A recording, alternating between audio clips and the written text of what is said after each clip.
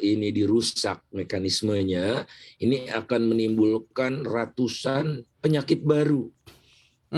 Entah itu nanti dia membawa rombongan beli Pertalite lantas dijual di tempat lain.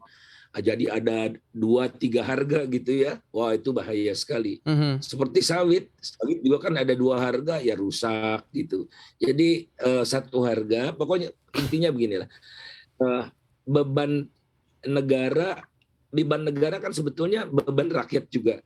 Kalau semakin banyak dialokasikan buat pemilik kendaraan yang notabene tidak ada yang orang miskin, maka alokasi untuk orang miskinnya berkurang kan.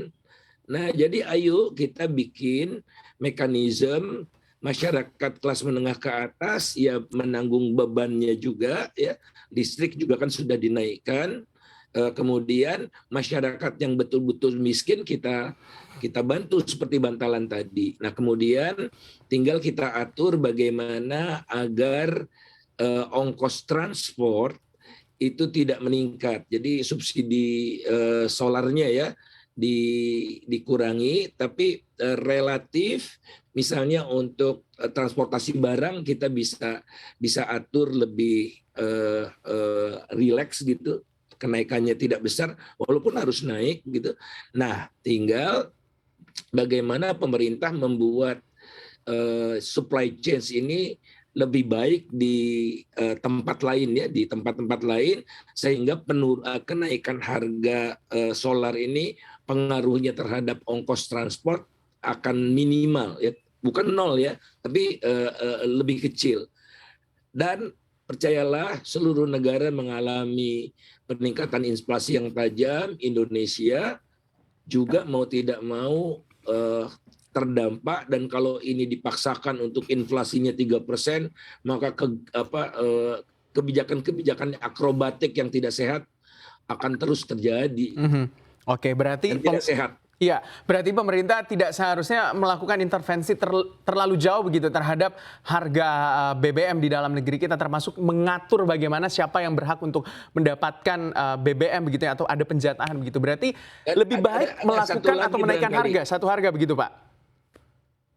Ya, satu harga. Nah, kemudian kenaikannya misalnya 20% bisa diturunkan jadi 10% saja. Gunakan instrumen pajak. Jadi PPN dinolkan dulu untuk 6 bulan ke depan misalnya begitu. Jadi kan PPN-nya di dalam BBM itu kan ada 11% PPN. Betul. Kan lumayan itu. Nah, jadi gunakan instrumen lain, jangan satu instrumen saja. Ini masalahnya pelik kok cuma satu instrumen. Nah, ini telah mulai diterapkan di Amerika Serikat, di Malaysia ya. Yang saya tahu persis Amerika Serikat akan dilakukan, di Malaysia sudah dilakukan. On and off PPN. Oke, harus menggunakan instrumen lain begitu. Tapi dari kalau kacamata Pak Wawan sendiri, solusi dari jangka menengah dan juga jangka panjang melihat tentunya juga kebutuhan minyak dalam negeri kita terus meningkat atau permintaan juga terus meningkat setiap harinya. Apa sebenarnya yang harus dilakukan oleh pemerintah untuk bisa melakukan ketahanan energi di dalam negeri kita? Ya, saya setuju dengan Pak Faisal. Kita harus menyesuaikan harga itu sehingga ada sedikit tadi sudah disebutkan bahwa kenaikannya memang tidak bisa langsung seperti harga pasar internasional. Tapi melakukan penyesuaian ke atas itu membuat masyarakat juga tahu gitu bahwa kita harus membatasi atau mengurangi gitu ya.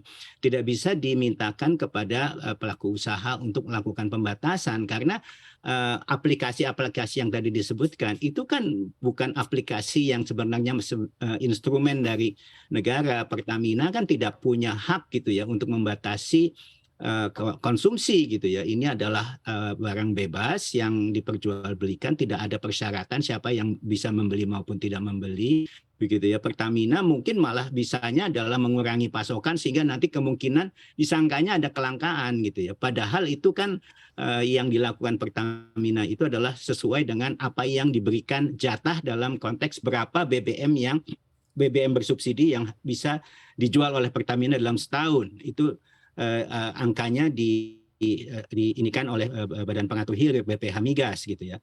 Nah, atas dasar itu misalnya kalau konsumsinya semakin tinggi itu biasanya Pertamina melakukan penyesuaian-penyesuaian sehingga untuk tidak memenuhi kuotanya. Tapi selain dari itu kan tidak bisa, apalagi kalau misalnya nanti terjadi semacam kayak seolah-olah ada kelangkaan, itu kan seringkali nanti terjadi protes dan Pertaminanya disuruh menggelontorkan lagi gitu. Nah, hal yang paling efektif untuk mengurangi konsumsi yang mau nggak mau ya harga gitu ya, walaupun tidak serta-merta meninggikan itu dan juga dengan berbagai kebijakan lain seperti yang tadi disampaikan oleh Pak Faik.